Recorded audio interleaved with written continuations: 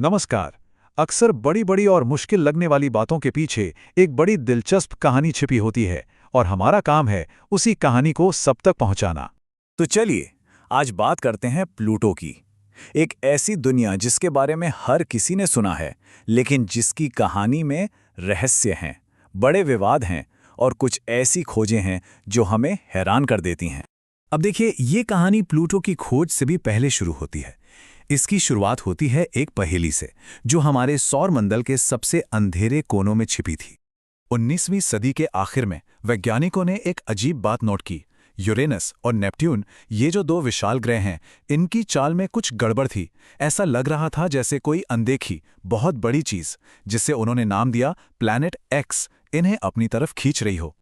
बस इसी एक अंदाजे ने एक बहुत बड़ी खोज को जन्म दिया। लोवेल ऑब्जर्वेटरी में दशकों तक एक ऐसे ग्रह को ढूंढा गया जिसके होने का सबूत कागज पर मौजूद था, गणित में मौजूद था, बस आसमान में नहीं दिख रहा था। और आखिरकार प्लैनेट एक्स को खोजने की ये कोशिश कामयाब हुई। लेकिन जो मिला वो वैसा बिल्कुल नहीं था जैसा किसी ने सोचा था। ये साल था 1930। एक नौजवान खगोलशास्त्री क्लाइड टॉम्बा महीनों से रात दिन एक ही काम कर रहे थे, आसमान की तस्वीरों की तुलना करना।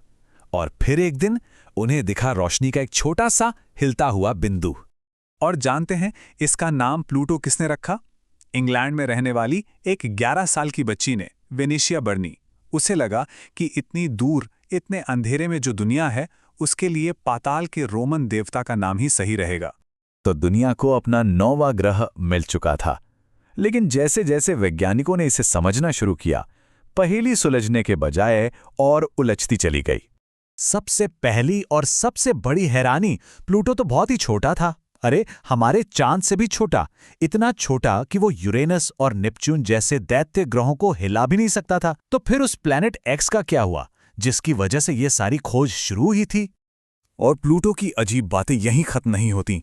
सोचिए, वहां एक साल हमारे पृथ्वी के 248 सालों के बराबर होता है। यानी प्लूटो पर एक जन्मदिन मनाना कोई आम बात नहीं है। ऊपर से इसकी कक्षा भी बड़ी अजीब है, इतनी झुकी हुई और अंडाकार कि ये कभी कभी चलते चलते नेपच्यून के रास्ते के अंदर आ जाता है। इसीलिए पता है, 1979 से 1999 तक पूरे 20 साल प्लूटो असल में 9वां नहीं बल्कि 8वां ग्रह था। और फिर सालों बाद जब वॉयेजर 2 स्पेसक्राफ्ट ने नेपच्यून के पास से गुजरकर असली डेटा भेजा, तो राज खुला। असल में नेपच्यून की कक्षा को लेकर जो शुरुआती हिसाब किताब था, वही गलत था। मतलब जिस प्लैनेट एक्स को ढूंढने में दशकों लग गए, वो तो कभी था ही नहीं।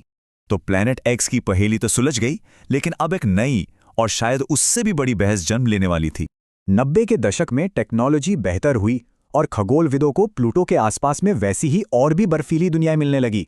यहां तक कि उन्हें एरिस नाम की एक दुनिया मिली जो प्लूटो से भी ज्यादा भारी थी। अब सवाल ये था कि अगर प्लूटो एक ग्रह है, तो क्या ये सब भी ग्रह हैं? हम कितनी ग्रहों को याद रखेंगे? साफ था कि अब एक पक्की परिभाषा की जरूरत थी। ग्रह आखिर कहते किसे हैं? इसी सवाल का जवाब देने के लिए 2006 में एक ऐतिहासिक मीटिंग हुई और एक नई कैटेगरी सामने आई, बौना ग्रह। तो ग्रह होने के लिए 3 शर्तें रखी गईं। पहली, वो सूरज का चक्कर लगाता हो। ठीक है, प्लूटो ये करता है। दूसरी, वो इतना बड़ा हो कि अपनी ही ग्रेविटी से गोल हो जाए। ये भी ठीक है। लेकिन तीसरी शर्त कि उसने अपनी कक्षा, अपना रास्ता, आसपास की बाकी चीजों से साफ कर दिया हो। बस यहीं पर प्लूटो मात खा गए। असल में प्लूटो की कक्षा एक बहुत बड़े इलाके से गुजरती है जिसे काइपर बेल्ट कहते हैं, और ये इलाका उसके जैसे हजारों बर्फीले पिंडों से भरा हुआ है। उसने अपना रास्ता साफ नहीं किया, और बस इसी एक नियम की वजह से 2006 में प्लूटो से ग्रह का दर्जा ले लिया गया और उसे एक बौना ग्रह घोषित कर दिया गया। कई लोगों के लिए ये प्लूटो की कहानी का अंत था, लेकिन असल में ये एक बिल्कुल नए और शायद सबसे रोमांचक अध्याय की शुरुआत थी। और वो शुरुआत हुई साल 2015 में, जब नासा का न्यू होराइजन स्पेसक्राफ्ट अरबों किलोमीटर का सफर तय करके प्लूटो के पास पहुंचा। पहली बार इंसानियत इस दुनिया को करीब से देखने वाली थी। इससे पहले तक सब ये सोचते थे कि प्लूटो एक ठंडा, बेजान, बर्फ का गोला होगा। लेकिन न्यू होराइजन्स ने जो तस्वीरें भेजी, उन्होंने सबको चौंका दिया। प्लूटो एक हैरान कर देने वाली, जीती जागती, सक्रिय दुनिया निकली।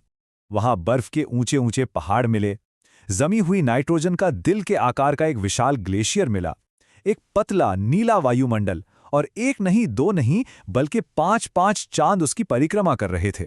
ये तस्वीरें साफ बता रही थीं कि प्लूटो कोई फेल हुआ ग्रह नहीं था, बल्कि वो तो एक बिल्कुल नई तरह की दुनिया, काइपर बेल्ट का राजा था। और ये पूरी कहानी हमें एक बहुत गहरे सवाल पर लाकर छोड़ देती है। अगर कल हम किसी दूसरे तारे के चक्कर काटती हुई प्लूटो जैसी ही कोई दुनिया खोज लें, तो हम उसे क्या कहेंगे?